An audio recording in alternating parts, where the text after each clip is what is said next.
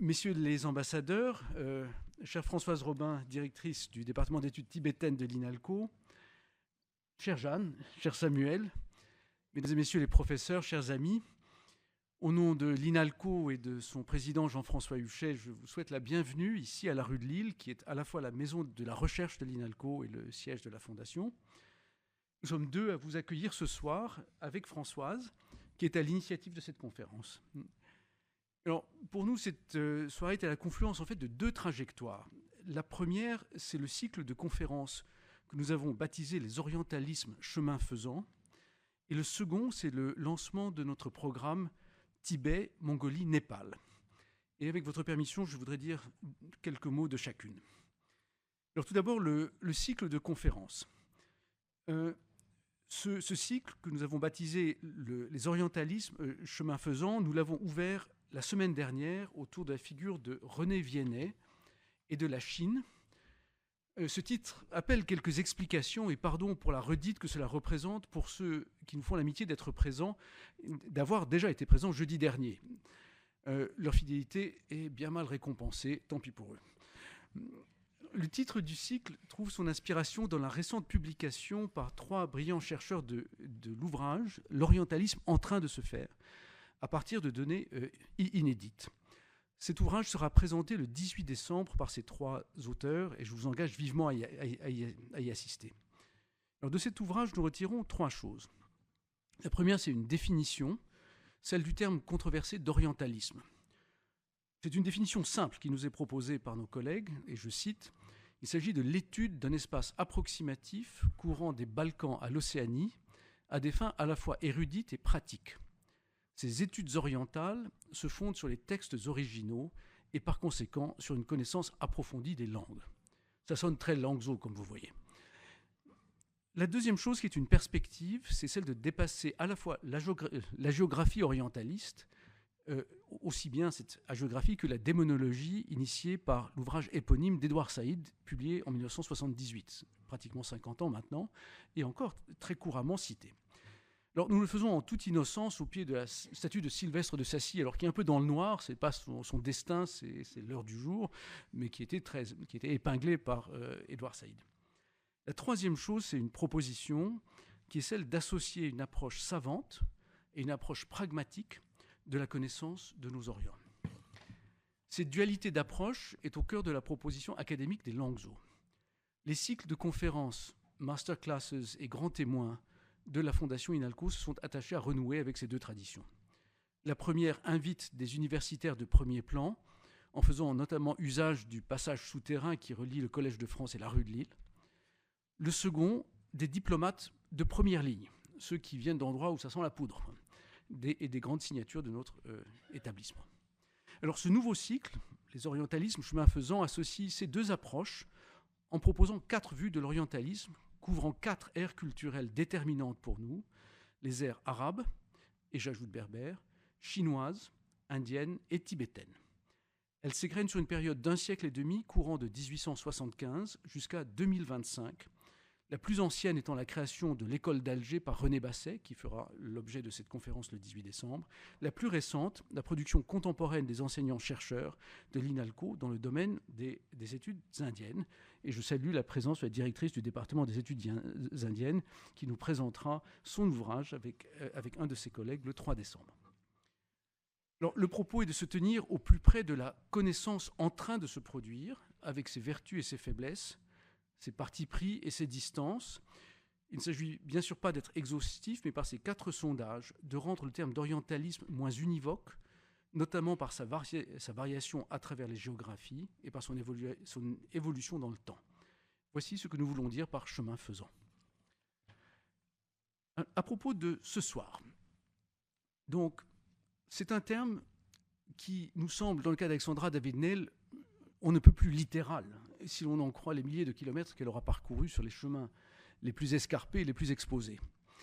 Alors, sur un tout autre plan, vous verrez que les approches de Samuel Thévault et de Jeanne Mascolo de Philippis, dont je mentionne en passant qu'elle est ancienne élève des Langzhou, sont très distinctes, l'une par le texte, l'autre par le film, et qu'elles se tressent dans un discours commun.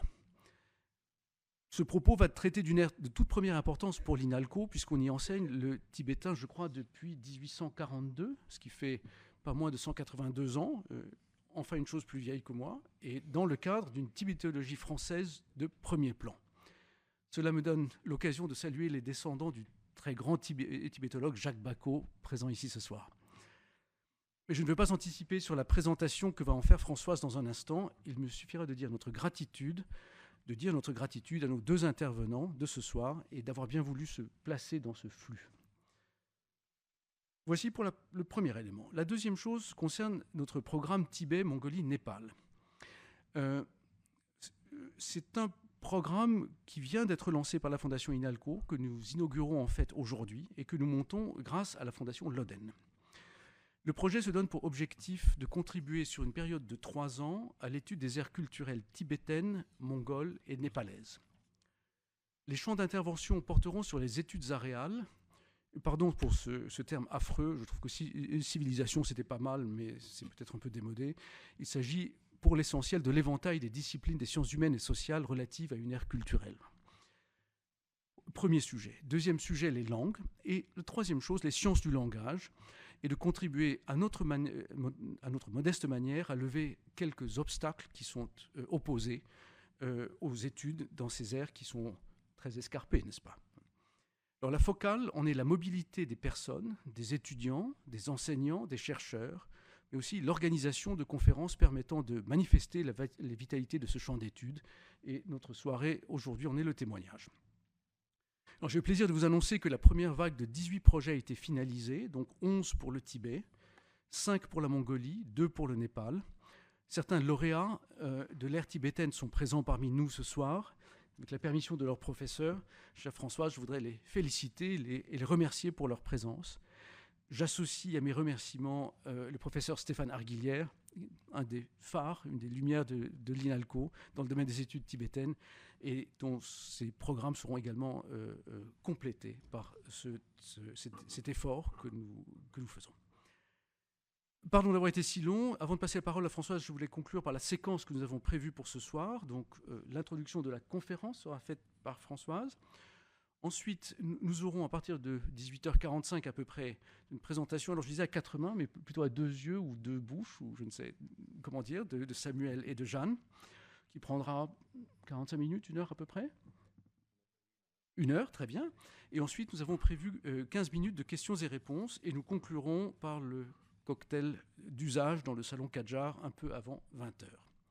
Voilà, maintenant la parole est à Françoise, et je vous remercie.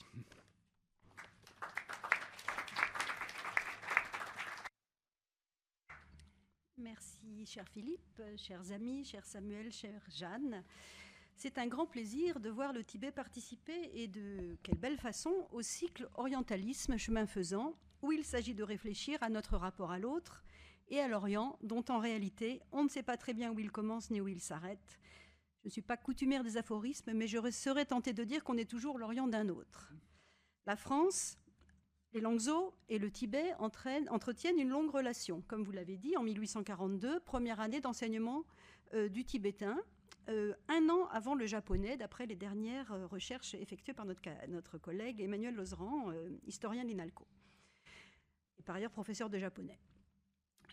Alexandra Davinel a elle-même étudié le tibétain en France, comme l'a montré Samuel, dans des précédentes recherches, avant de partir pour ses pérégrinations. La France est effectivement détentrice donc d'un savoir tibétologique accumulé et remarquable, accumulé depuis des décennies, et on peut se targuer de la vivacité de sa recherche encore maintenant. Donc, il y a 2 professeurs à l'INALCO, 2 chaires sur le monde tibétain à l'école pratique des hautes études, une présence de spécialistes dans quelques autres universités françaises et des chercheurs CNRS ainsi que des laboratoires, dont certains de ces chercheurs sont parmi nous ce soir. Qu'il me soit donc permis de célébrer et prononcer encore une fois ce mot Tibet qui, comme toutes les bonnes choses, la vérité, la justice et la langue, ne s'usent que si on ne s'en sert pas. Comprenne qui voudra. Ce soir donc, c'est une soirée Tibet. La raison en est simple. 2024 marque le 100e anniversaire de l'arrivée d'Alexandra Davinel à Lhasa en février 1924. Hier, nous avons eu une superbe conférence aussi, dont je vais parler tout à l'heure, qui a précisé les dates d'arrivée d'Alexandra Davinel à Lhasa par Rachel Guidoni, qui est ici présent. Bien d'autres personnes du monde asiatique parvinrent jusqu'à la ville sacrée de l'Orient, mais Alexandra David-Néel, pour elle, d'être la première femme occidentale à accomplir ce qu'on peut vraiment qualifier d'exploit, du moins si l'on adopte ce point de vue eurocentrique, puisque les Mongols, les Ladakhis, les Indiens, les Népalais, les Chinois aussi, parvenaient jusqu'à là, et des femmes parmi elles. La recherche est un monde en mouvement et en dialogue. La belle journée d'études d'hier, à laquelle je viens de faire allusion, a montré, donc cette journée d'études était consacrée aux femmes voyageuses en Himalaya. Elle a montré qu'il y a eu d'autres tentatives avant celle d'Alexandra David-Néel, mais que toutes échouèrent. Et, échec ou non, quasiment toutes ces femmes qui ont arpenté l'Himalaya dans des conditions que je vous laisse imaginer, ont sombré dans l'oubli. Ce n'est pas le cas d'Alexandra David-Néel, c'est le moins que l'on puisse dire. Pour parler donc de cette femme et de cet exploit et du Tibet, nous avons donc deux intervenants. Samuel Tevos, que je vais présenter brièvement. Il est chercheur à l'Université de Vienne, spécialiste d'histoire littéraire et d'histoire culturelle. Il a publié en 2010 un ouvrage intitulé « Un horizon infini, explorateurs et voyageurs français au Tibet 1846-1912 ». Il est également spécialiste de l'histoire de l'orientalisme et des études tibétaines en France, et bien sûr d'Alexandra David-Néel. Il a même un projet actuellement sur la réception et les transformations du yoga dans les cercles artistiques de l'Europe francophone. Il pourra vous en parler plus en avant si vous le lui demandez. Comme Alexandra David-Néel, accompagnée de son fils adoptif Yongden, eh bien nous avons ce soir avec Samuel Tevos, Jeanne Mascolo de Philippis, qui accompagne ou qui fait équipe avec Samuel ce soir. Jeanne est réalisatrice de films documentaires sur le Tibet et l'Himalaya, zone qu'elle a arpentée comme guide depuis plusieurs décennies et qu'elle connaît comme sa poche. Elle est également l'autrice d'une biographie d'Alexandra David-Néel. Le nom en est Alexandra David-Néel, 100 ans d'aventure, qu'elle a publiée en 2018 aux éditions Paulsen. La présentation de ce soir porte le titre de « Des souvenirs au voyage », souvenirs et voyages sont en italique, autour de la publication du premier récit des aventures d'Alexandra David-Néel au Tibet. C'est l'ouvrage qui est ici. Samuel et Jeanne ont tous les deux, donc ont co-signé à deux mains, à quatre yeux, l'introduction à cet ouvrage qui a été publié chez Terre Humaine, collection prestigieuse de Plomb, de chez Plomb. Et cette publication d'un ouvrage inédit, qui s'appelle donc Souvenirs d'une Parisienne au Tibet avec un H, comme on l'écrivait à l'époque, est occasionnée par la célébration du centenaire. Et c'est autre raison pour laquelle nous sommes réunis ici ce soir. Je ne vais pas vous retenir beaucoup plus longtemps. Ce soir, la présentation donc de Samuel et de Jeanne est le fruit de leur fréquentation d'Alexandra David-Néel, longue fréquentation comme vous pouvez le comprendre, via ses livres, ses souvenirs et ses archives. Je ne pense pas qu'ils l'aient rencontrée en chair et en os. Et ils ont également, au moins pour Jeanne, fréquenté les lieux qu'elle-même a arpentés. Ils ont donc mené l'enquête sur le succès rencontré auprès du public français et mondial par les publications d'Alexandra David-Néel. Pour une personne comme Alexandra David-Néel, dont on retient la mémoire, combien ont disparu depuis ? Et donc, l'une des questions qu'ils vont soulever ce soir est comment Alexandra David-Néel est-elle devenue l'écrivaine, l'exploratrice, la diffuseuse de savoir sur le Tibet et le bouddhisme, et plus largement sur une partie de l'Asie, que l'on sait. Quel savoir cette femme a-t-elle contribué à diffuser hors du contexte universitaire? L'université, je vous le rappelle, n'accueillait guère les femmes à son époque, et elle était l'une des seules femmes en France, et peut-être dans le monde occidental, à l'époque, à parler tibétain et à le lire, privilège qu'elle partageait avec Jacques Bacot. Je ne sais pas s'ils avaient des conversations en tibétain tous les deux. Avant donc de passer la parole à nos deux éminents invités et intervenants, je ne peux clore cette brève présentation sans un mot de remerciement à mon tour à nos amis de la Fondation Loden, dont la générosité pour les études tibétaines, mongoles et népalaises a permis de démarrer un partenariat avec la Fondation INALCO, que je remercie. Ce partenariat prend la forme d'un appui sur une période de 3 ans pour l'instant, donc s'étalant sur 3 ans, un appui à des séjours sur le terrain à destination des étudiants, des enseignants et des chercheurs, que ceci soit d'ici en partance pour là-bas ou de là-bas en direction d'ici. Plusieurs des lauréats, l'a dit Philippe, vous voyez qu'on ne s'est pas concerté, des lauréats de ces bourses sont ici ce soir. Et j'aimerais employer un mot qu'on emploie, je trouve, relativement peu, qui est viatique. Plus que bourse, ce sont des viatiques, puisqu'on est dans le voyage. Et ils sont avec nous ce soir. Donc encore une fois, j'aimerais vraiment exprimer tous mes remerciements à la Fondation Loden, car je pense que comme elle, comme vous Philippe, comme la Fondation INALCO et comme nous aux langues orientales, pour comprendre une civilisation, nous savons qu'il faut étudier l'étude rigoureuse des textes à l'arpentage émerveillé du terrain. Sur ce, je passe la parole à nos deux intervenants.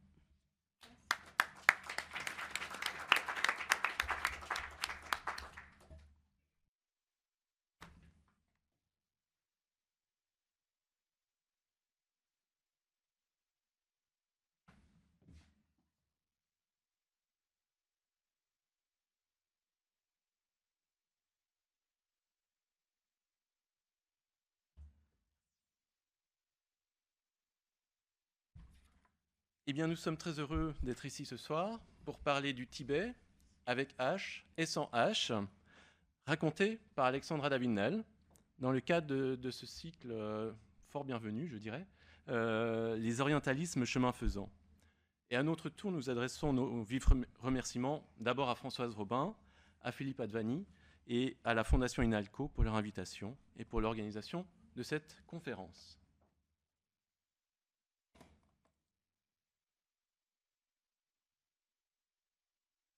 Donc, le nom et l'œuvre d'Alexandra David-Néel sont indissociables aujourd'hui du Tibet et de son exploit de février 1924, son arrivée à Lhasa. Comme nous le signalons dans notre résumé à notre conférence d'aujourd'hui, historiquement, cela ne s'est pas passé tout seul. Et même plutôt, le processus médiatique a été beaucoup plus compliqué qu'on ne pourrait le penser. Le voyage d'une Parisienne à Lhasa est le repère de la success story. Mais il n'a été publié en anglais qu'à l'été 1927, sous le titre My Journey to Lhasa, puis en français fin 1927. Que s'est-il passé entre le voyage et la publication ? Nous avons choisi cette photo référencée sous le numéro DN 104 dans les archives de la maison Alexandra David-Néel pour deux raisons. Tout d'abord parce qu'elle est moins connue que d'autres. Ensuite et surtout parce qu'elle illustre particulièrement bien cette période si importante de la vie d'Alexandra, son séjour au Sikkim et le désir d'aller voir par-delà le col. C'est là que tout commence pour elle. Sur le cliché, bien qu'à l'évidence il n'ait pas été pris en plein hiver, elle se trouve bien en haut d'un col comme elle le décrira si souvent. C'est d'ailleurs sur le passage d'un col, en compagnie de son guide Topgal, que s'ouvrent les premières lignes des souvenirs d'une Parisienne au Tibet. Une photo comme celle-ci marque bien le tournant tibétain de son voyage d'orientaliste.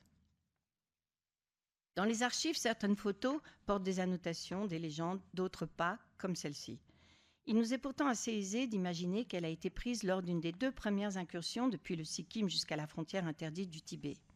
Si on la compare à celle à droite, plus connue, où Alexandra est juchée sur le dos d'un yak au milieu de la caravane du jeune prince héritier du Sikkim, et où l'on voit Apur Yongden qui deviendra son compagnon de voyage, complètement à gauche, on s'aperçoit qu'elle est dans la même tenue, qu'il s'agit du même yak et du même guide. Ainsi croisés, les documents d'archives apportent des indices supplémentaires ou au contraire pointent parfois des lacunes dans nos connaissances.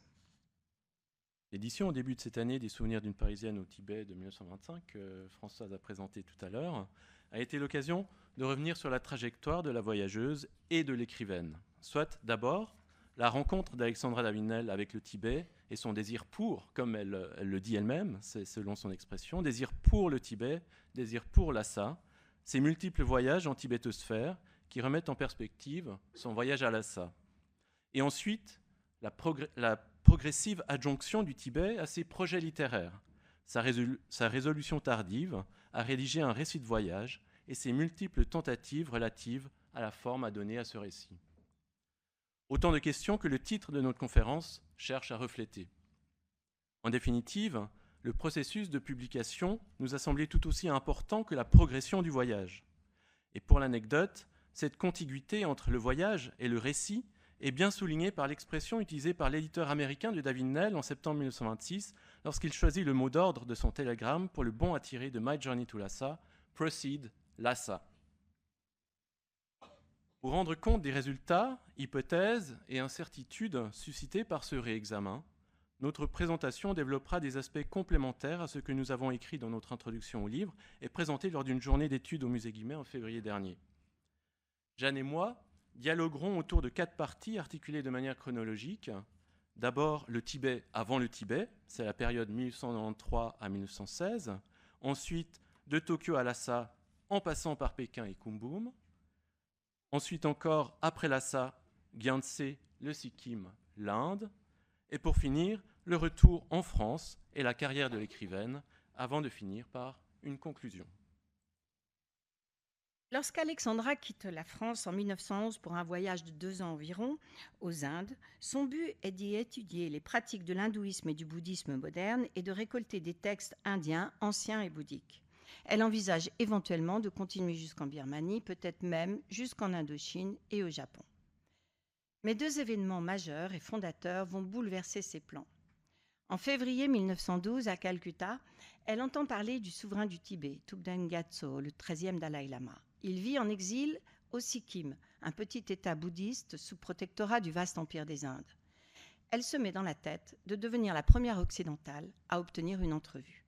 Ce départ vers le Sikkim marque une vraie rupture.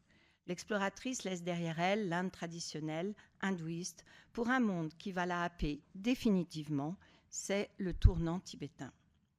En février 1912, elle écrit à son mari « Franchirai-je cette frontière ?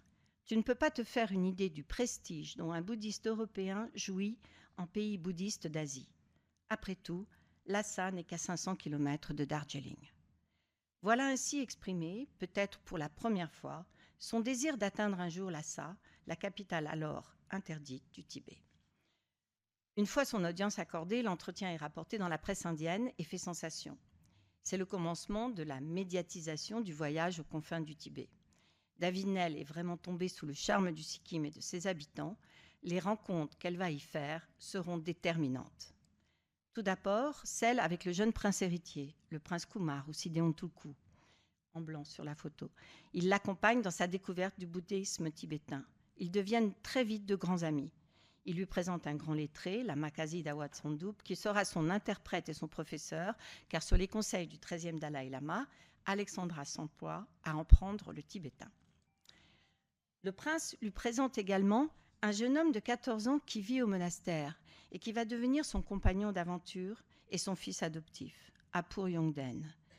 Il ne la quittera pas, il vivra à ses côtés plus de 40 ans jusqu'à sa mort soudaine en 1955. L'orientaliste n'aurait certainement pas réussi son exploit sans lui. Enfin, le prince l'introduit auprès de Nawang Kuzang Rinchen, le Gomchen de la Chen, un maître réputé pour ses nombreuses années de méditation en solitaire. Entre 1913 et 1916, Alexandra deviendra sa disciple et fait retraite à ses côtés durant 2 hivers dans une caverne, Deshen Ashram perché à 4000 mètres d'altitude. Elle aura à plusieurs reprises pendant ces années l'occasion de fouler cette terre interdite du Tibet, pour laquelle elle éprouve progressivement une véritable fascination. Elle écrit en mai 1912 à son mari « Le jeune Maharaja s'en va voir un de ses frères. L'accompagner plus loin que la frontière, ce serait un beau rêve. Et il me donne quelques fièvres. C'est un conte de fées. » Plus tard, en juin, « J'ai complété la traversée de l'Himalaya de l'Inde au Tibet. J'ai vu cet après-midi-là un pays de rêve ressemblant à notre Sahara. Je vais en rêver longtemps, toute ma vie, et un lien restera entre moi et cette contrée des nuages et des neiges. Je reste ensorcelée, j'ai été au bord d'un mystère. » À la fin de son séjour, après avoir appris son expulsion par le résident britannique Sir Charles Bell pour avoir enfreint l'interdit du Tibet, elle écrit « J'ai été à Chigetse, j'ai vu du Tibet ce qu'il m'était possible de voir. Je compte m'embarquer pour le Japon et rentrer soit par l'Amérique, soit par le transsibérien. » Ces derniers mots, écrits en août 1916, nous éclairent sur ce que l'orientaliste ressent à ce moment précis. Une fascination pour la terre tibétaine, ainsi que le désir de continuer son voyage, bien plus qu'un intérêt précis pour Lhasa. Bien que la découverte véritable du monde tibétain se passe au Sikkim, à partir de 1912, le Tibet est de longue date présent dans les écrits de David Nell. En 1903, dans la presse belge, elle prend prétexte du dernier conclave pour parler des papes dieux, les Dalai Lama du Tibet. Puis l'année suivante, c'est l'arrivée du corps militaire de Francis Young Husband à Lhasa qui l'incite à publier 2 articles sur le Tibet dans le Mercure de France. Mais le Tibet était déjà évoqué en 1993 dans le premier article qu'on lui connaît, paru dans le Lotus Bleu, la revue théosophique. Dans ces mêmes années, elle suit les cours de Philippe-Édouard Foucault au Collège de France, qu'a évoqué Françoise tout à l'heure, cours de littérature sanscrite, mais dans lesquels le pionnier des études tibétaines françaises s'appuyait régulièrement sur la littérature tibétaine. Le parcours académique de Davinel s'est fait à titre d'auditrice libre, de manière sporadique. La première inscription qu'on lui connaît dans les institutions universitaires remonte à l'année 1892, à l'École des langues orientales vivantes, l'ancêtre de l'INALCO, ce qui justifie d'autant plus, sans doute, qu'on parle d'elle ici, dans un cycle intitulé « Orientalisme chemin faisant ». Là, elle est inscrite au cours de japonais de Léon de Rosny. On voit dans le registre de l'école que le nom d'Alexandra David apparaît en dernier dans la liste, laissant supposer une inscription tardive. Elles sont 2 femmes sur cet inscrit. L'âge reporté est fantaisiste. Elle avait alors non 18, mais 24 ans. Enfin, son adresse est celle du quartier général de la Société théosophique. Et pour finir, aucune profession ne lui est attribuée. Il faut à ce propos se rappeler qu'elle était alors en activité en tant qu'actrice et comme chanteuse. C'est une période où elle capitalisait intellectuellement sur de nombreux fronts à la fois. Et il faut en outre, comme Françoise l'a déjà rappelé, se rappeler la place fort minoritaire, bien qu'elle en s'améliorant, des femmes dans les études supérieures à cette époque, comme le montrent sous 2 angles différents ces 2 tableaux tirés de l'étude de Carole Christine Lécuyer sur les premières étudiantes à l'Université de Paris. Tout en se rappelant amèrement les mauvais traitements que les étudiants faisaient subir aux étudiantes, David-Nel elle-même se prévaut régulièrement de son parcours académique de ces années-là, ce jusque dans l'introduction au voyage d'une Parisienne à Lhasa. Dans la presse même, on associe très tôt, dès 1896, alors qu'elle rentre d'une tournée d'opéra à Hanoï et à Haiphong, le Tibet au nom de cette cantatrice orientaliste. Toutefois, c'est bien la rencontre les 15 avril et 25 juin 1912 avec le 13e Dalai Lama qui consacrera véritablement son nom. Et comme Jeanne l'a dit, l'information circule en Inde et en Europe, surtout en France et en Angleterre, mais aussi dans des pays où elle n'est jamais allée. Ainsi, dans la presse autrichienne, son nom voit à cette occasion sa première mention. La nouvelle est aussi largement diffusée dans les revues bouddhistes internationales. Mais elle signe alors Alexandra David. À son retour en 1925, le nom d'auteur Alexandra David-Nel se rapportera à une toute autre persona. Cette rencontre déclenche de nombreuses idées de projets, ensuite réalisées ou non. Une vie de Milarepa, bien sûr, éditée pour la première fois il y a 2 ans, mais aussi une vie de Padmasambhava et de nombreux articles. Parallèlement, elle parle à son mari en juillet 1912 de « quelque chose pour Hachette », sans doute en rapport avec son projet de livre intitulé « Au pays des lamas », un livre, je cite, « à publier avec illustration. Je récolte des photographies et des documents. C'est à ce sujet qu'elle lui écrit déjà « Garde bien mes lettres, elles sont mon seul journal de voyage ». Du point de vue de son programme d'écriture, l'article qu'elle publie dans le très littéraire Mercure de France sur sa rencontre avec le Dalai Lama a une valeur inaugurale. C'est d'ailleurs la première occurrence publique d'Alexandra David qui la présente sous les traits de la Parisienne, ici déjà en lien avec le Tibet, comme vous pouvez le lire dans le cadre bleu. Le sourire de la Parisienne au fond de mon moi asiatique. Expression qui lui permet de souligner autant ce qui la distingue que ce qui la relie, comme bouddhiste parisienne, au monde du Dalai Lama. Arachilde et Alfred Valette, directeurs du Mercure de France, elle écrit au même moment, je cite, qu'elle désapprend le chemin de Paris et de la civilisation. Alexandra David, sous le pseudonyme de Myrial, qui était aussi son nom d'actrice, de chanteuse, avait déjà utilisé la figure de la Parisienne dans Le Grand Art, son premier roman, et à propos d'elle-même dans ses écrits privés, dans ses carnets intimes des années 1890 et aussi dans ses lettres à Philippe Nel.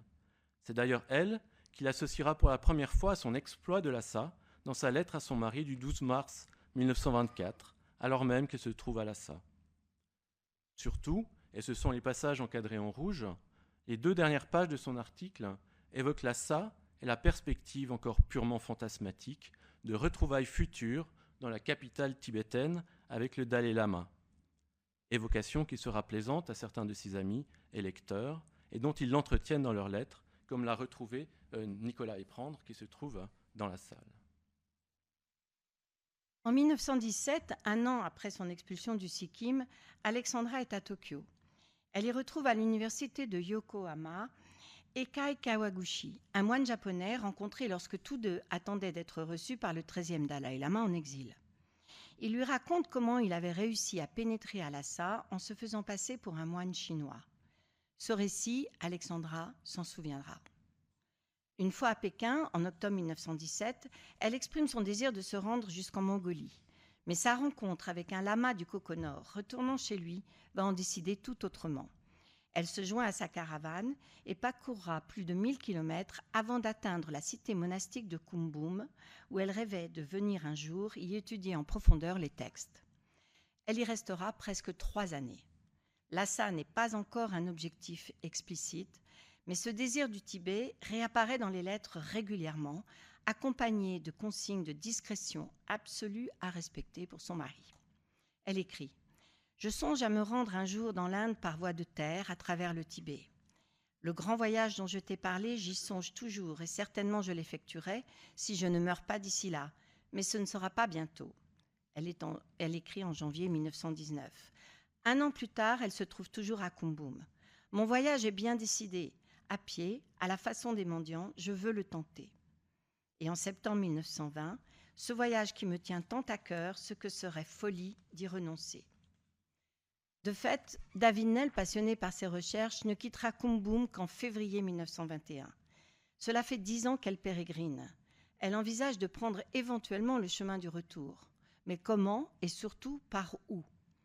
Les nombreuses interrogations relevées dans sa correspondance à son mari sont-elles réellement le fruit de ses réflexions ou bien s'agit-il de ruses pour ne pas se faire remarquer au cas où ses lettres seraient interceptées ? Si son but devient effectivement à ce moment-là Lhasa, il semble clair qu'elle choisit de ne rien en laisser paraître. Pendant 2 ans, Yongden et elle vont aller et venir et parcourir plus de 2000 km, jouant en quelque sorte au chat et à la souris avec les postes de contrôle, les conditions climatiques, les obstacles multiples. Il leur faudra pas moins de 5 tentatives pour finalement atteindre Lhasa 2 ans plus tard. Sur cette carte, établie par la géographe-biographe Joëlle Désiré Marchand, on peut lire le tracé de ces différentes tentatives. Le premier départ a lieu en février 1921. « Partie pour une grande aventure », écrit-elle. « Voilà la dernière vraie lettre que je t'écrirai d'ici bien longtemps. Si j'en écris une ou si Apur Yongden le fait pour moi, elles seront dénuées de détails. Ne me fais surtout pas rechercher, cela pourrait seulement contrecarrer mes plans. » Sur cette première tentative, elle sera contrainte de s'arrêter à Djekundo. En octobre de la même année, toujours bloquée à Djekundo, elle piaffe d'impatience et décide de faire une tentative en partant vers Tashigompa, qui se solde par une excursion malheureuse à travers les neiges. Après 400 km aller-retour à près de 5000 mètres d'altitude et dans la neige, il leur faut rebrousser chemin car cela devient trop dangereux, l'hiver est arrivé. La troisième tentative en février 1922 s'annonce cette fois sous de meilleurs auspices. Alexandra a mis au point un stratagème qui leur permet de réussir à passer 3 jours au Tibet, mais malheureusement de se faire de nouveau arrêter et d'être forcée de retourner sur Djekundo. C'est là qu'elle écrit dans l'introduction du voyage d'une Parisienne à Lhasa. C'est alors que l'idée d'aller à Lhasa, restée un peu vague jusqu'à ce moment-là, devint chez moi une décision fermement arrêtée. Aucune revanche ne pouvait surpasser celle-là. Je la voulais et à n'importe quel prix, je l'aurais. J'en fis le serment en face du poste frontière où l'on m'avait reconduite. C'est dans le courant de cette même année, de l'été 1922, toujours bloquée à Djekundo, qu'elle fait une rencontre déterminante, celle du général Pereira, un militaire britannique, géographe en route pour Lhasa. Il est chargé par les autorités britanniques d'une mission secrète auprès du Dalai Lama. Ils s'échangent des informations, il possède de nombreuses cartes qu'il montre à la voyageuse, pourtant restée évasive sur le but qu'elle s'est fixé. Il lui révèle une route non fréquentée au sud-est du Tibet, près du Yunnan, en longeant la frontière birmane. Un itinéraire quasi irréalisable puisque la piste coupe transversalement des vallées orientées nord-sud qu'il faut descendre et remonter inlassablement. Alexandra prend des notes, esquisse des dizaines de croquis à partir de ces cartes, croquis que Jungden insérera plus tard dans les ourlets de sa robe. Un mois plus tard, alors qu'ils sont toujours à Gekundo, elle écrit « Il n'y a qu'une seule ville un peu proche, Lhasa, mais après tout ce qu'il vient de se passer, point de suspension. Pour se faire oublier, elle décide donc de prendre la direction opposée de la capitale et de partir plein nord. Elle évoque même le nom de Samarcande et pourquoi pas le chemin de fer pour rejoindre Paris. Visiblement une ruse supplémentaire par rapport à ces lettres qui sont ouvertes. Ils iront finalement jusqu'à Tunang pour redescendre ensuite au Konzu en direction du Yunnan. En juin 1923, elle écrit « Qu'est-ce que je vais faire? Je n'en sais trop rien. Force m'est de choisir une autre route, encore beaucoup plus longue. Je serai probablement au Yunnan dans un mois. » C'est en septembre 1923 qu'ils atteignent la mission catholique de Tsedrong dans les marshes tibétaines et c'est là qu'elle va mettre au point son 5e départ pour Lhasa. Elle écrit à Philippe « Ce sera fini, pour longtemps, bien des mois. Je ne crois pas pouvoir t'écrire avant mars ou avril prochain. Tout ira bien. C'est une longue promenade à faire, voilà tout. Ne t'informe pas de moi, ce qui pourrait me gêner considérablement. Garde soigneusement pour moi la lettre du père Ouvrard. Elle pourra servir à attester mon passage ici et sa date. Cela peut m'être très nécessaire. Adieu mon père, nous partons. C'est par cet épisode que, contrairement au souvenir d'une Parisienne au Tibet, commencera le voyage d'une Parisienne à Lhasa. Ils y arriveront 5 mois plus tard, en février 1924. Dans ces circonstances très particulières, Davinel n'en arrête pas pour autant sa production littéraire. Elle est toujours, depuis Kumbum, en lien avec plusieurs journaux et revues internationales, dont le Mahabodhi, où elle signe des articles sous le nom de Shunyananda, et aussi avec le Monde littéraire parisien, où elle fait office de correspondant sur le Tibet. En 1920, elle revient sur ce qu'elle appelle la question du Tibet, à savoir la situation politique. Dans le cadre que j'ai mis sur la première page, dans une formule qui sera presque mot pour mot celle qu'elle reprendra dans ses souvenirs d'une Parisienne au Tibet et dans le voyage d'une Parisienne à Lhasa, elle présente de manière assez frappante l'interdiction d'accès au Tibet comme factice, du fait qu'elle n'émane pas des Tibétains eux-mêmes. Après son départ de Kumbum, elle ne s'est pas fait oublier et son nom apparaît encore dans les médias. À Paris, paraît son Iliade tibétaine au sujet de Guessard en septembre 1923, sur laquelle d'ailleurs Tristan Mauffret, qui est dans la salle, je crois, qui est là, oui, a beaucoup de choses à nous dire. La presse chinoise relaie certaines étapes de ses pérégrinations avant le voyage à Lhasa, dont ici à droite, sa rencontre à Gekundo avec Georges Pereira, dont Jeanne a déjà parlé. En Inde, le Mahabodhi, à droite, laisse entendre que le but véritable de sa présence au Tibet est l'avancement d'une mission bouddhiste orchestrée par le bouddhiste anglais J.F. Elam. Alexandra et Jungden arrivent à Lhasa en février 1924, exténués et malades. C'est le nouvel an tibétain. Des milliers de pèlerins sillonnent la ville et malgré leur état, ils visitent certains des lieux les plus emblématiques en essayant de ne pas se faire remarquer. Consciente de la portée de son exploit, Alexandra organise la prise d'une photo devant le Potala. 2 mois plus tard, ils partent pour Gyantsé, où elle a l'intention de se faire arrêter afin d'officialiser son haut fait. L'agent commercial David MacDonald, qui va l'héberger, attestera de cette arrivée dans son livre de mémoire, ainsi que Frank Ludlow, à l'époque directeur de la seule école anglaise du Tibet. Pour ma part, je recueillerai également le témoignage de la fille de MacDonald, Madame Williams, lors du film que je tourne en 1992 au Sikkim, ainsi que celle de Madame Dendupla, la fille du préfet de police de Lhasa de l'époque, Monsieur Ladenla. Au printemps 1924, l'unique préoccupation d'Alexandra est de sortir maintenant au plus vite du Tibet. Elle doit solliciter aussi bien l'aide de son époux que celle du consulat. Elle écrit « Je n'ai aucun plan, mais dans tous les cas, c'est le retour que je prépare. Je n'ai plus un sou. » Arrêtons-nous quelques secondes sur le moment Lhasa. Quelle place a eu Lhasa lorsque Davinel peut reprendre contact avec le monde européen ? La photo prise devant le Potala, dont tu viens de parler, sur laquelle Hervé Jézéquel a enquêté, est le seul témoignage visuel de son passage à Lhasa. Les autres photos proviennent d'autres livres, comme celui de Pereira, ou lui ont été fournies par des tiers, comme J.F. Elam. Avant de la faire paraître dans ses publications, elle l'utilise depuis l'Inde pour faire sa publicité dans sa correspondance privée.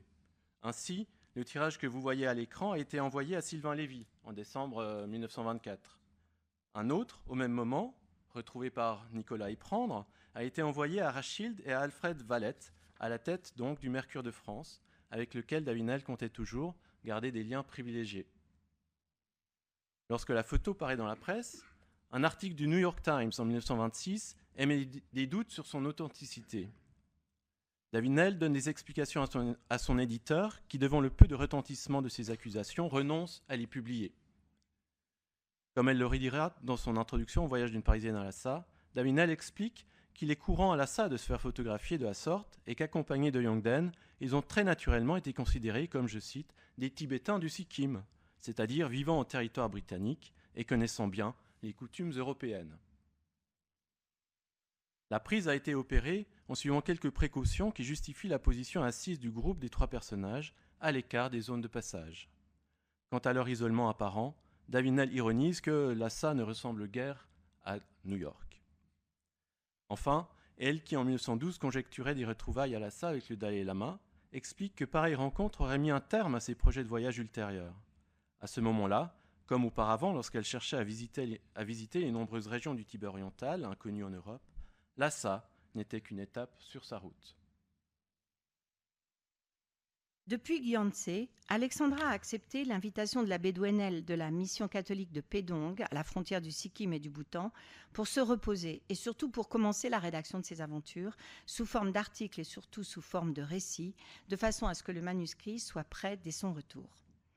Les propositions des éditeurs américains, surtout, et français, quelques-uns, déclenchées par l'annonce de son exploit par l'agence Havas, se multiplient déjà. Le 27 juin 1924, elle écrit à Philippe, son mari, « J'apporte du nouveau, du complètement inédit, dans lequel il y en a pour tous les goûts. Histoire, légende, philosophie, mysticisme, occultisme, géographie, et même littérature égrillarde. Tu as pu en juger par les contes que je t'ai envoyés. Si l'on ne fait rien avec cela, c'est qu'on est un imbécile, ou bien que l'on manque de ce qu'il faut pour faire un bon départ. » Elle doit vivre de sa plume, publier des livres. Pourtant, le genre du récit de voyage ne l'avait guère tenté pendant son périple, mais les circonstances ont changé et raconter son dernier voyage devient une priorité. Il lui faut faire de l'argent, comme disent les Américains. Pour l'organisation de son retour, beaucoup de questions, d'inconnus en suspens. Rentrer par la Chine, par l'Inde ou par les États-Unis. Elle semble tenir à l'Amérique, où, avec l'accord de Philippe bien entendu, elle travaillerait 2 jours par semaine et donnerait des conférences qu'elle corserait en se mettant en scène avec le petit, à pour Yongden. Elle s'accroche encore à la possibilité de trouver un refuge chez Philippe, à Beaune, lui décrit avec précision l'espace dont elle a besoin pour tous ses livres tibétains, mais elle évoque aussi l'envie de rechercher un terrain dans les Alpes-Maritimes. Fin août 1924, elle quitte Pedong pour Calcutta, d'où elle s'adonne à sa couverture médiatique. Parallèlement, elle comprend, enfin, que sa présence auprès de Philippe à Beaune n'est plus désirée. Stoïque comme à son habitude, elle écrit « Tous mes plans sont bouleversés, un mauvais grain passe, mais la mer redeviendra calme sous un clair soleil, nous nous retrouverons. » La rédaction d'un récit de voyage lui apparaît comme la meilleure des solutions, mais les propositions continuent d'affluer et la rendent de plus en plus hésitante. En résumé, dit-elle, j'ai devant moi 4 propositions, même 5. La Revue de Paris, l'éditeur Cress, l'éditeur Macmillan, Dutt, Appleton. Je te l'ai dit, mon très cher, mes affaires iront fort bien. Si je puis avoir une année de tranquillité, ma sécurité matérielle assurée, dans un endroit où je puisse travailler sans avoir à m'occuper de rien d'autre, être au bon air et sans voisinage bruyant. Lorsqu'avec Jeanne, nous préparions notre introduction, nous avons été frappés que dans ses premiers rapports sur son voyage, dont vous voyez ici plusieurs exemples parus entre octobre et décembre 1924, Davinel donne très peu d'importance à Lhasa. Au contraire, elle insiste sur les 14 années, les comptes varient, 14, 12, 13, selon les publications, sur ces 14 années passées en Asie, Elle détaille chronologiquement les diverses étapes de son parcours, de même qu'elle souligne plus ses ambitions de bouddhiste et d'orientaliste que la figure de l'exploratrice. Inversement, l'exploit de son arrivée à Lhasa est subordonné à son programme littéraire d'orientaliste, devenue experte sans égale sur le Tibet. Ainsi, en février 1924, et il faut compter que ce texte a été envoyé avant son arrivée à Lhasa, bien sûr, elle fait paraître dans le Mercure de France, demeurée sa vitrine principale dans les milieux littéraires francophones, quelques lignes sur les prophéties messianiques tibétaines liées à Guessar et à Shambhala. Dans la même revue, à la fin de l'année, elle présente les fêtes du Luki Geipo, observées à Lhasa, et qu'elle assimile improprement, comme l'ont remarqué des tibétologues comme Donald Lopez, à la figure judéo-chrétienne du bouc émissaire. C'est au détour de cet article à portée orientaliste et ethnologique qu'elle écrit « Je suis à Lhasa, la capitale peu connue d'un pays encore plus inconnu. Le soleil brille, vif, clair, joyeux et jeune. » Et elle ajoute en note « Je suis la première femme blanche à l'avoir traversée. » Ici, elle signe encore Alexandra David. En mai 1925, un autre article sur Guessar, commandé par Nicolas et Georges Rurich, et pour lequel elle ne sera jamais payée, je vous renvoie à l'article de Dany Savelli à ce sujet, cet autre article reprend le même mode narratif.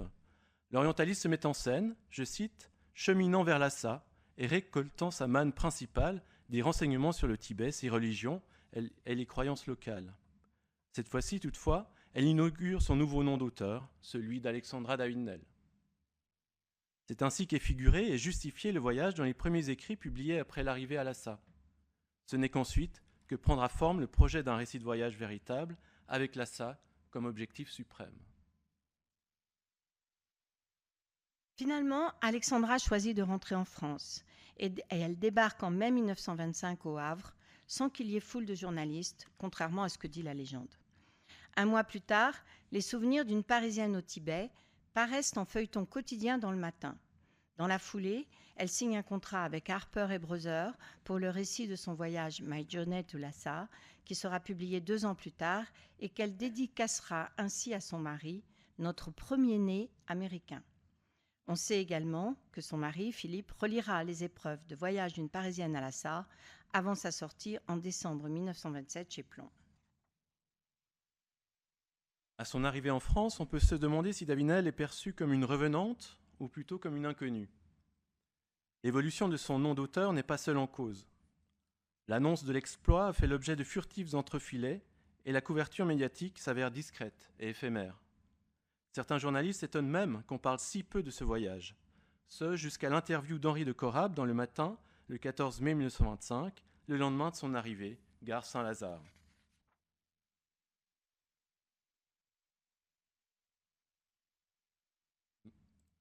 Voilà. L'annonce de son retour n'échappe toutefois pas aux agences littéraires anglo-saxonnes, qui seront véritablement le moteur du succès de David-Néel. L'un des directeurs du McClure Newspaper Syndicate, alors à la pointe des méthodes modernes de l'industrie médiatique à l'américaine, dépêche son agent parisien en lui enjoignant de convaincre la voyageuse de leur fournir un récit à publier dans la presse britannique et américaine en le servant par une big publicity. 10 jours après son arrivée, David-Néel reçoit des recommandations d'ordre littéraire très précises de la part de la rédactrice en chef.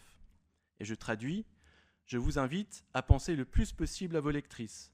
L'Amérique est le pays des femmes, et lorsqu'un éditeur achète une série dont il pense qu'elle va augmenter la diffusion, il y pense le plus souvent en fonction des lectrices. » Ma longue expérience avec les rédacteurs en chef américains et dans l'édition de matériel pour les syndicats me permet d'être certaine que ce que chaque rédacteur en chef qui achète ces séries espère, c'est que vous racontiez une histoire qui permettra à chaque lecteur de visualiser les épreuves que vous avez traversées, la faim, la soif, les privations et les dangers pour atteindre votre but.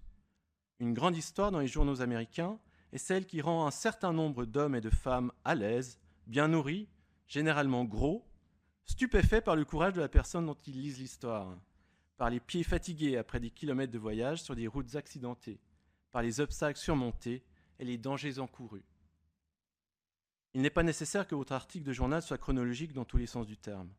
Nous espérons que le premier numéro contiendra une histoire passionnante, car c'est à partir de là que nous ferons nos ventes. Les 14 années devraient contenir une foule d'incidents sensationnels, de difficultés surmontées, de personnes et de coutumes étranges. Elle insiste, pensez aux lectrices et à leur faire ressentir la faim, la soif, les haillons et toutes les menaces et dangers.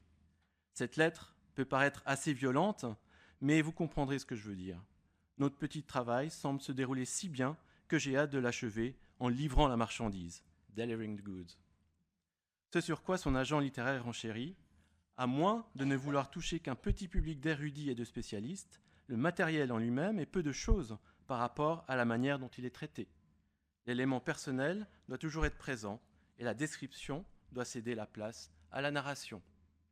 Et il résume, je cite encore, « Les questions religieuses ou philosophiques, à proprement parler, devront rester plus ou moins accessoires par rapport au récit personnel de l'aventure. » Sans entrer dans les détails, je vous renvoie encore une fois à l'introduction pour ce qui concerne le feuilleton du matin. On observe une campagne médiatique contrastée entre la publication du feuilleton en France, très sobre, bien que remarquablement développée par rapport à l'état du texte initial tel qu'il apparaît dans le livre de 1925, et sa métamorphose sur le marché littéraire anglo-saxon, qui notamment met en jeu les canvasseurs, qui font des enquêtes de marché, qui assurent la prédictibilité des ventes. David Nell doit condenser et réécrire presque entièrement son récit. Surtout, les aspects graphiques, la mise en page, les titres et sous-titres, l'utilisation de l'iconographie, l'intervention de dessinateurs qui représentent les moments clés, évidemment non documentés par des photographies, comme ici en haut à droite, servent à la dramatisation, voire même à la surdramatisation du récit. En France, la publication du feuilleton s'étale sur tout un mois, le feuilleton dans le matin dont Jeanne a parlé. En Angleterre, en Amérique, en Chine, il est réduit à 6 épisodes. Dans les reprises ultérieures, déjà des produits dérivés du récit initial, il est condensé, comme ici, en 1926, à 4 épisodes. Surtout, on voit ici le travail effectué autour du texte. Il s'agit d'une revue américaine luxueuse de grand format, sur papier glacé, avec des illustrations en pleine page. Et ici, on voit une nouvelle reprise en 1928, retitrée d'après un autre récit déjà célèbre, et pour ainsi dire rival, celui de l'américain William McGovern. Cette nouvelle mouture se réduit à 2 épisodes, publiés dans un magazine qui se dit magazine d'aventure masculin, alors qu'on se rappelle, les premières recommandations visaient un lectorat féminin. Je vous laisse apprécier le travail important sur les titres et sur l'illustration, ainsi que la création originale d'une image de couverture en couleur dans le plus pur style de l'aventure. Face à ces transformations, le livre initial, qui découle du manuscrit qu'elle a commencé à Pédong et continué sur le bateau du retour, le Mine, paraît bien sobre. Aujourd'hui encore, il apparaît comme un livre mystérieux, car comme nous l'expliquions dans notre introduction, on ne sait rien de sa composition et de son impression, et David Nell n'en parle jamais explicitement. Un seul exemplaire demeure aujourd'hui dans la maison de l'écrivaine, qui a été utilisé pour établir l'édition de cette année. 2 autres exemplaires figurent dans des bibliothèques en France. L'un du même tirage de tête à 10 exemplaires, numérotés en chiffres chinois. Le numéro 2 est à Digne, le numéro 6 est à Lyon. Belle édition sur papier coréen, accompagnée de gravures, reproduite dans l'édition de cette année. L'autre, non numéroté, indique un second tirage sur papier ordinaire de mauvaise qualité. Rachel Guidoni nous a signalé que d'autres exemplaires avaient circulé sur le marché du livre ancien, laissant penser qu'il y a eu un tirage à 50 exemplaires. D'autres exemplaires doivent pouvoir se trouver. Avis et appel aux bibliophiles qui pourront nous aider à faire avancer notre enquête. Une autre question qui s'est posée à David Nell pour s'imposer sur le marché a été de trouver sa propre voie au milieu des publications majoritairement masculines sur le Tibet.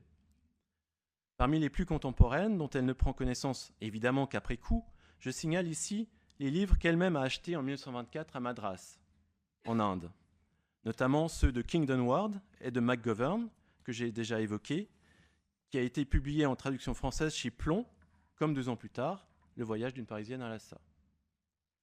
Dans ses échanges avec son agent littéraire, David Nel demande qu'on lui procure des livres sur le Tibet dont certains laissent entendre la voix, sinon la plume de Tibétains, ceux de Charles Bell, de George Alexander Coombe et de Paul Scherab, ou encore d'auteurs féminines comme Rinchen Lamo et Walsie Fischer.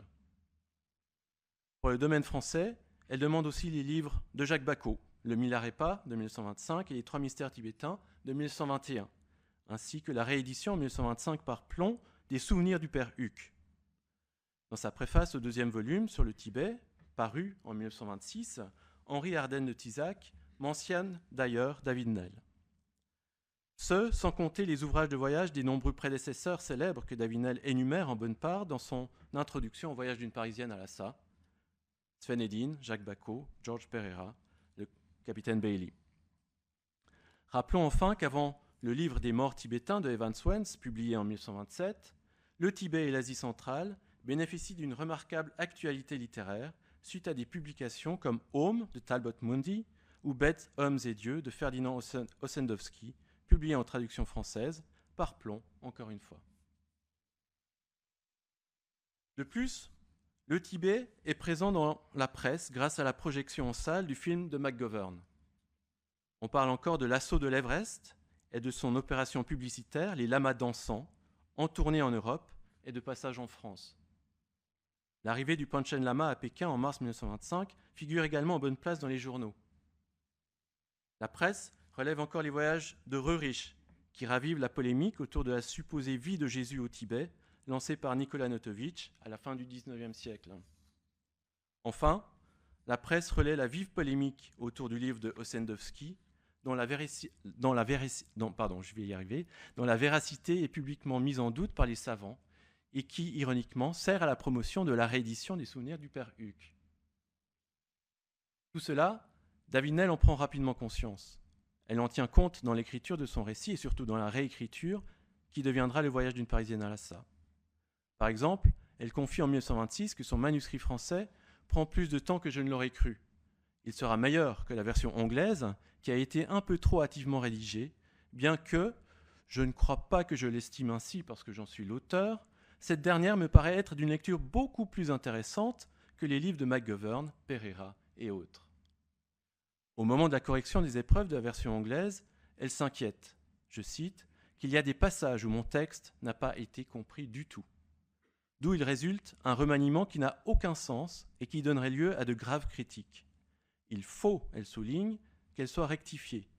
Il y en a qui feraient douter que je sois au courant des mœurs et coutumes du Tibet. Je ne veux pas, bien entendu, subir les mêmes critiques que Ossendowski. Je souhaite son succès, mais pas que l'on mette mes dires en suspicion comme on l'a fait pour lui. Cela me serait très préjudiciable pour un nouvel ouvrage. Je ne veux pas surtout, excusez le mot, paraître une imbécile, ou ce qui est pire, un mystificateur. Une année plus tard, face aux importants retards par rapport aux échéances initiales, elle regrette, je cite encore, qu'on a trop tardé à faire paraître le livre. Pendant ce temps, d'autres livres ont paru sur le Tibet et le public n'a plus autant de curiosité pour un livre de voyage dans ce pays.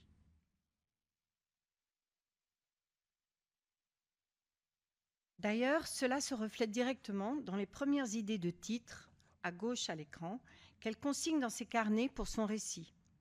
On voit exactement qu'à ce moment-là, le projet de rédiger le voyage l'emporte sur tous les autres projets littéraires et devait même compter une large série de volumes, à droite aussi sur l'écran. Notons enfin qu'il semble que les titres définitifs de My Journey to Lhasa et du voyage d'une Parisienne à Lhasa aient été des choix des éditeurs et qu'elle-même n'a fait qu'une série de propositions sans jamais inclure la formule Voyage 2. Elle écrit à son agent « J'ai proposé plusieurs titres à Plon, mais je m'en rapporte un peu à son expérience d'éditeur. En ce qui me concerne, le titre m'est égal. Je souhaite seulement qu'il attire les acheteurs. Et tous les trois, vous, Plon et moi, partageons ce désir.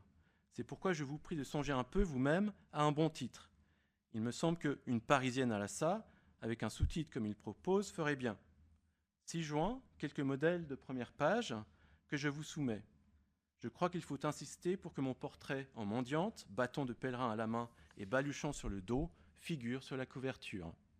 Cela peut piquer la curiosité, et expliquer le titre, par cela même, attirant les acheteurs. Comme on s'en aperçoit, la question de l'argent est intimement liée à la production littéraire à ce moment crucial de la trajectoire de David Nell. Dès son retour, l'argent manque cruellement. Elle va donc effectuer, accompagnée d'Apur Yongden, de longues tournées de conférences qu'a documentées Nicolas Eprand dans son documentaire sur le sujet. Dijon, Lyon, Chambéry, Saint-Étienne, Grenoble, Roanne, Toulon, Montpellier, Avignon, Aix-en-Provence, Nîmes, Nice, et pour finir, Marseille, en février 1926. Dans chacune de ces conférences, elle met en forme chacune d'entre elles comme un spectacle, avec la collaboration d'Apur Yongden, qui devient à ses côtés le magicien de ces contrées lointaines et interdites. La fascination s'exerce sur ses gestes et chants, suscitant l'ironie de certains journalistes, mais les conférences font salle comble. En témoigne cet extrait du compte-rendu de la conférence de clôture de leur tournée. Il entonne des mélopées à vous donner la chair de poule, traversée de cris inhumains. Il souffle dans une trompette rauque faite d'un fémur d'homme et brandit une sorte de diabolo bariolé fait de 2 crânes artistement taillés. Alexandra confie à son agent littéraire que ses conférences ont remporté un grand succès, mais elle n'a pas voulu lire les comptes rendus dans la presse car, dit-elle, les correspondants de son impresario sont nuls. Elle se plaint en outre que son itinéraire avait été mal goupillé. Malgré cela, le profit a été suffisant. Il n'en demeure pas moins que cette tournée a mis un frein à sa production littéraire. Depuis son retour, Alexandra est de plus hantée par la recherche d'un lieu stable, un refuge où elle va pouvoir, à l'aube de sa 60e année, entamer une vie nouvelle faite d'écriture et d'études. Après plus de 2 ans de recherche infructueuse, le 21 mai 1928, pour la seconde fois de sa vie après l'ermitage de la Chêne, Alexandra devient propriétaire. Elle est tombée sous le charme de Digne-les-Bains, dans les Basses-Alpes, une région qui lui évoque un Himalaya pour les Lilliputiens. Le site lui convient parfaitement. La ville, perchée à quelques centaines de mètres d'altitude, possède un climat tout à fait agréable. La propriété, qu'elle baptise Samtenzong, la résidence de la réflexion, est située à la sortie de la ville. Elle se compose d'un modeste cabanon et d'un grand terrain en pente. J'ai un instinct d'architecte, écrit-elle à son amie Maria Lloyd. À Samtenzong, David Nell, comme nous l'indique Nadine Gomez, ex-conservatrice et directrice de la maison Alexandra David Nell, elle y exerce sa créativité avec acharnement, concevant les plans d'agrandissement en s'inspirant de l'architecture anglo-indienne observée au Sikkim, en choisissant la distribution des espaces intérieurs ainsi que tous les matériaux de sa construction, de la menuiserie aux couleurs des papiers peints. Elle fait élever une tour dite de la méditation. Ce havre, le dernier, représente une incontestable victoire pour Alexandra. Elle est une œuvre à part entière dont elle a elle-même financé l'acquisition et les travaux grâce à l'argent qu'elle a réussi à gagner. Un lieu habité où elle ne tient pas salon, y privilégiant un inlassable travail d'écriture, de recherche et de méditation. Vous vous en êtes sans doute rendu compte, ce n'est qu'après de nombreux louvoiements et de contrariétés que David Nell voit le récit de son voyage enfin publié. Pour finir, nous aimerions aborder la question du registre littéraire et des différences entre le livre de 1925 et celui de 1927. Le premier chapitre, de Souvenirs d'une Parisienne au Tibet, se rapporte à une portion du voyage qui ne sera pas traitée dans le récit de 1927, lequel se concentre sur la dernière tentative. Ce chapitre est un bon exemple du registre initial visé. Le récit commence in medias res, au sommet du col de Rakshi, et d'entrée de jeu joue sur le genre du récit d'aventure.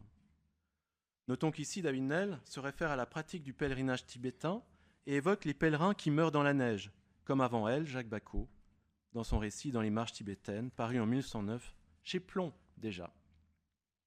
Contrairement à David Nell, Bacot, explorant les mêmes régions du Tibet oriental, n'avait pu passer la frontière du Tibet. Le récit de Bacot avait lui aussi fait l'objet de produits dérivés, comme vous pouvez le voir par la couverture de ce journal d'aventure pour jeunes gens, dans lequel la présentation de Bacot du pèlerinage tibétain est recyclée dans une perspective remarquablement contraire à celle du voyageur. Dans ses échanges avec ses éditeurs français et surtout anglo-saxons, David Nell exerce sa plume sans relâche. De son côté, Apoor-Yongden l'aide à raviver les épisodes du voyage et rédige lui-même en anglais un recueil de contes tibétains que Davinel place chez des éditeurs de magazines pour enfants anglo-saxons. Forte de son expérience de conférencière, elle mesure mieux la réceptivité de son public. Ainsi, la réécriture des souvenirs d'une Parisienne au Tibet s'éloigne significativement de l'état premier du texte. En 1927, son travail de réécriture acharnée poursuit un but clair pour Davinel. Mon principe est celui-ci. Si je travaille, je veux vivre du produit de mon travail. Si je dois manger ma fortune ou même simplement ses revenus, je ne veux pas m'ennuyer et me fatiguer à travailler.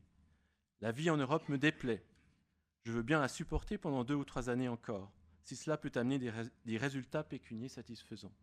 Sinon, je puis passer mon temps plus agréablement. Mais avec le bagage que j'ai à placer, les résultats matériels satisfaisants sont certains, si l'on sait comment faire valoir la marchandise. Tout est là, nous avons le fond, il n'y a qu'à savoir en tirer parti. Nous avons donné des exemples de changements significatifs entre le texte de 1925 et celui de 1927 dans notre introduction au livre, notamment au sujet du Tumo, et évoqué d'autres exemples lors de la journée à Guimet en février dernier. Nous allons aujourd'hui examiner 2 autres exemples parlants. L'épisode du revenant du désert d'herbe, que je vous propose pour commencer aujourd'hui, offre la particularité d'avoir été publié dans le feuilleton du matin, plus ou moins au milieu de la série. Il est le 18e sur les 31 de la série. Mais cas unique, il ne figure pas dans le livre. Donc profitez, vous ne le lirez pas là-dedans. Indice supplémentaire d'ailleurs que le feuilleton dans la presse est venu après le livre, ce qui au départ n'était pas certain. L'ajout de cet épisode a probablement été nécessaire pour assurer la parution sur le mois complet.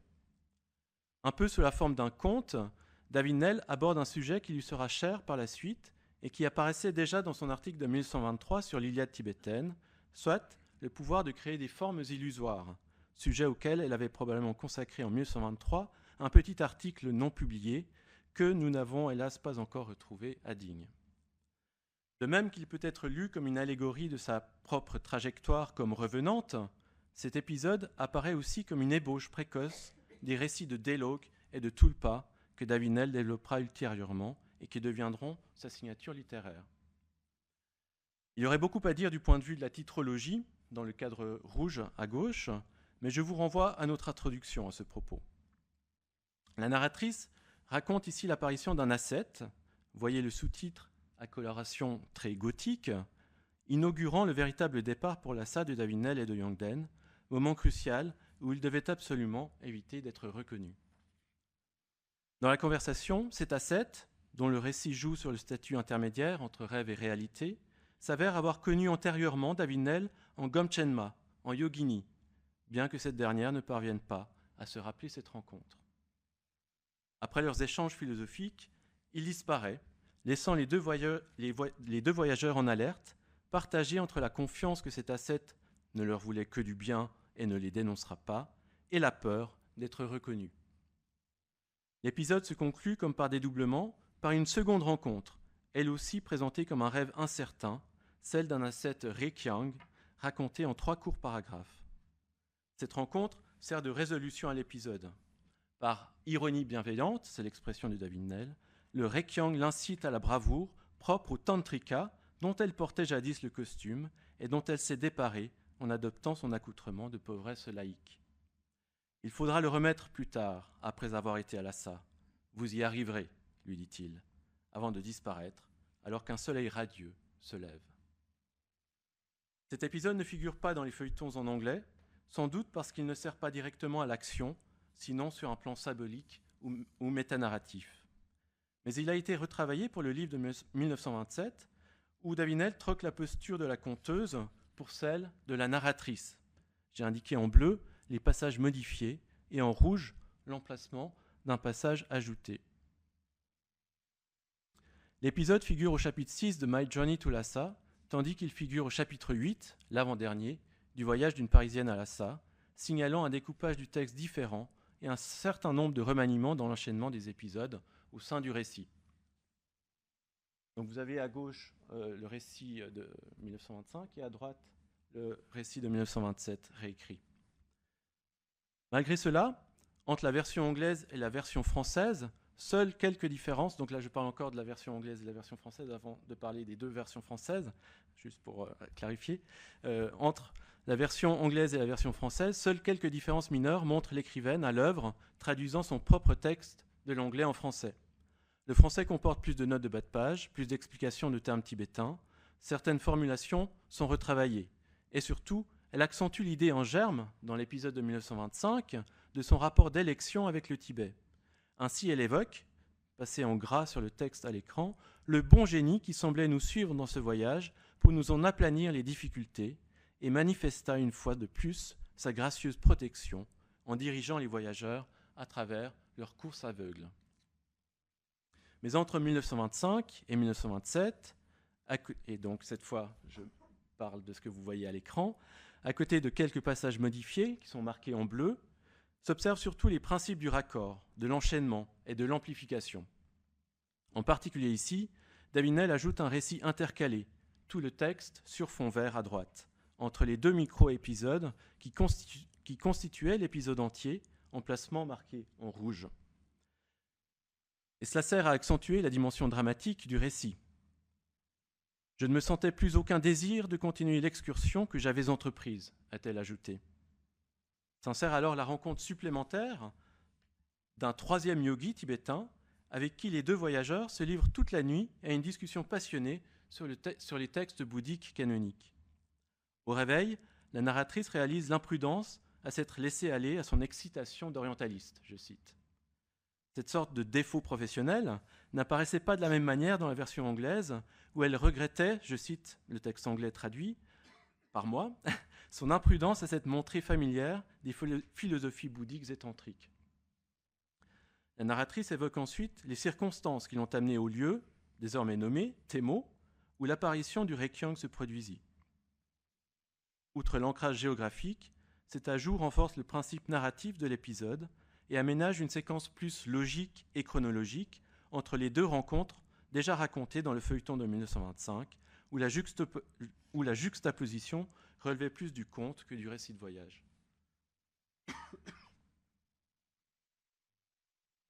Pour compléter l'analyse et la comparaison que Samuel vient faire d'un des épisodes, moi je vais vous lire et permettre de comparer le traitement différent qu'Alexandra fait d'un petit épisode dans le chapitre intitulé « Les bonnes et mauvaises rencontres sur la route interdite aux Blancs ».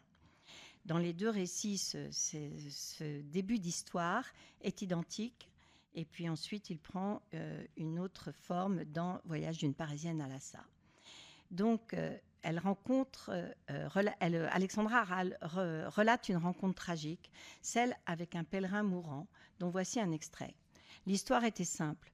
Le vieux paysan avait quitté son village avec une bande d'amis pour faire en pèlerinage le tour du Kakarpo. Une maladie qu'il ne s'expliquait pas l'avait soudain privé de ses forces. Il ne pouvait plus se traîner. Ses compagnons avaient ralenti le pas pendant quelques jours, ils s'étaient même arrêtés une journée entière. Et puis, ils avaient continué leur route. Telle est la coutume tibétaine, même au désert, où s'il ne se rétablit pas promptement, le retardataire, ayant épuisé ses provisions, meurt de faim, sans parler des ours et des loups qui rôdent. Le début de cette histoire est donc identique dans les deux récits. Mais alors que dans Souvenir d'une Parisienne au Tibet, ce récit tient en quelques lignes, avec seuls quelques mots échangés entre eux et le mourant, dans Voyage d'une Parisienne à Lhasa, cette rencontre est bien plus longue, étoffée, détaillée, épisode qu'elle intitule, dans le chapitre 2 du livre, « Je console un mourant abandonné ». En particulier, Alexandra Davinel se met en scène. Elle accentue la dramaturgie et surtout, oubliant son rôle de pauvre mendiante désorientée, converse avec le vieil homme, lui rappelant comme le ferait un lama en récitant le bardo todol auprès du mourant, les fondements de la Renaissance qu'il ne va pas tarder à connaître. À la différence du premier récit, la conteuse enrichit celui-ci d'un aperçu de ses connaissances en matière de bouddhisme. C'est l'extrait souligné en vert. « Vais-je mourir » demanda anxieusement le vieillard à Yongden. « Lama, consultez le sort pour le savoir, je vous prie. » Mon jeune compagnon accomplit rapidement les rites usités et répondit, essayant de rassurer le pauvre homme. « Non, non, je vois que vous ne mourrez pas. » Son intention était bonne, mais je songeais que la lueur d'espoir qu'il avait fait naître dans l'esprit de l'abandonné s'évanouirait vite si le lendemain matin, celui-ci se sentait plus faible encore, ou si, même plus tôt, dans les ténèbres de la nuit prochaine, il devinait les approches de la mort. Alors il me fut impossible de me tenir, comme la prudence me l'ordonnait, à mon rôle de vieille mère un peu simple d'esprit. En quelques mots, je rappelai au malade les croyances de la religion qu'il avait pratiquée depuis son enfance et lui promis, non point cette vie seulement, mais la renaissance heureuse dans le royaume de Chenrezig qui attend ceux qui meurent sur le chemin d'un pèlerinage. Puis, après des milliers d'années passées, là, dans le repos et la béatitude, d'autres vies encore et encore, jusqu'à ce qu'il ait atteint la suprême illumination de l'esprit qui délivre des liens de la vie comme de ceux de la mort. Le vieillard m'écouta attentivement, pieusement, et quand j'eus terminé, courba le front et toucha le bas de ma robe avec son front, ainsi que le font les Tibétains au lama qu'ils vénèrent. Peut-être imaginait-il qu'une Kandoma ou une déesse compatissante, ayant vu sa détresse, avait revêtu la forme d'une pèlerine pour passer sur sa route et le consoler. Qu'importait si cette illusion enchantait ses dernières heures. « Puis-je vous être utile d'une façon quelconque » demandai-je encore. « Non, répondit-il, j'ai des provisions et de l'argent dans mon sac. Je suis bien ici, avec les dieux, qu'à l'épée. »« Qu'à l'échoue, répondons-nous, Yongden et moi, et nous nous éloignons. » Je comprenais que nous, des Huachen, le séjour de la béatitude, resplendissait maintenant devant ses yeux, qui ne distinguaient plus que vaguement les choses de notre monde. Le mourant était transporté par la vision que j'avais évoquée, et tout désir pour cette vie au sujet de laquelle il avait d'abord si anxieusement interrogé le lama s'était éteint en lui.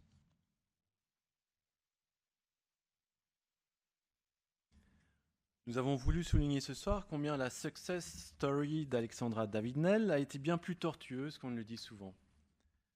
Lire les souvenirs d'une Parisienne au Tibet, avec tout leur mystère, invite à tenir compte du processus complexe de l'avènement et de la transformation de ce texte. Les deux versions, anglaise et française, de sa réécriture témoignent en outre de dimensions translinguistiques, de transferts culturels multidirectionnels, d'horizons d'attente et de contextes de réception différents. De même, elle résulte de projections variables de l'auteur au sujet de son œuvre. En anglais, la Parisienne et son profil singulier disparaît au profit de la figure de la femme blanche pionnière. En allemand, au contraire, bien que la traduction ait été faite à partir de la version anglaise, c'est le profil religieux de la pèlerine tibétanisée qui prévaut. Les couvertures même traduisent différentes idées de la littérature et des cultures littéraires contrastées. Les portraits en frontispice, eux, reflètent les perceptions variables selon les aires culturelles que l'on se fera de l'écrivaine sur la longue durée. Le voyage à Lhasa a été le tremplin de la carrière de David-Néel et restera central tout au long de sa trajectoire.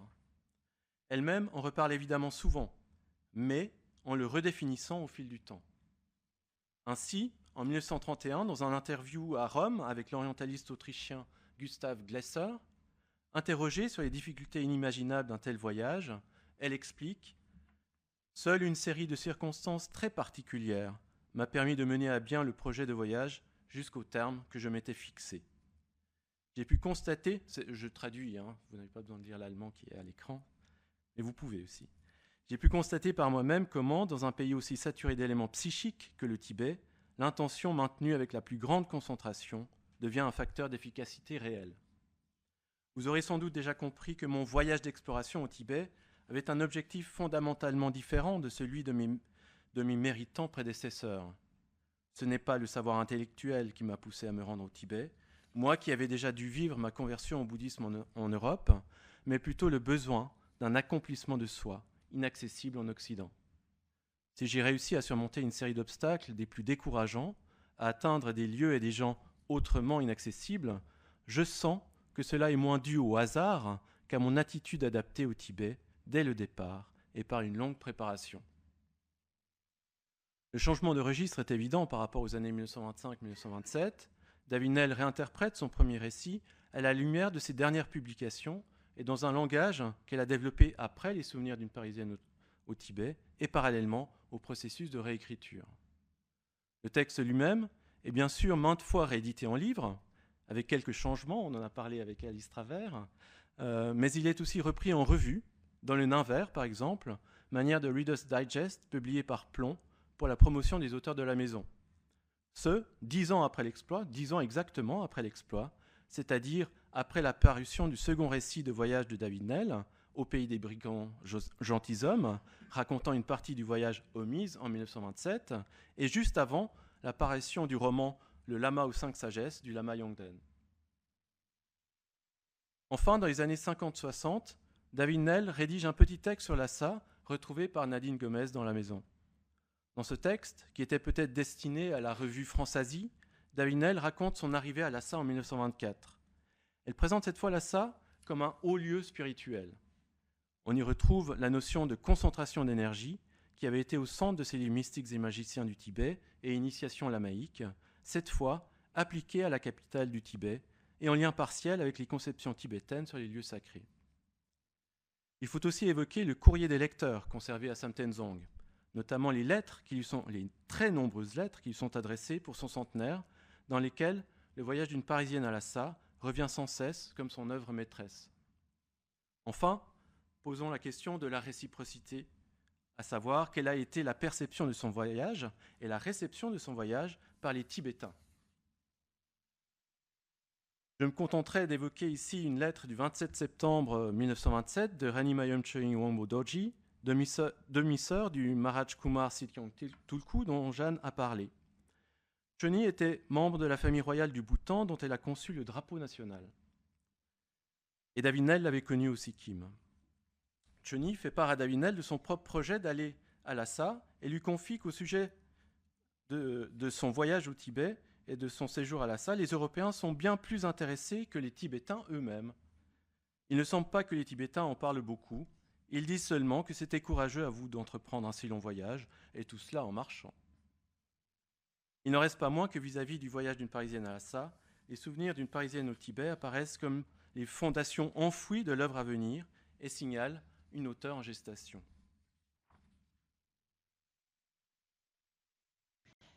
Après cet effort commun pour exposer toute la complexité de la trajectoire tibétaine d'Alexandra David Nel, et puisque me revient le mot de la fin, je retiendrai cette expression qui se retrouve souvent dans ses écrits et qui me parle.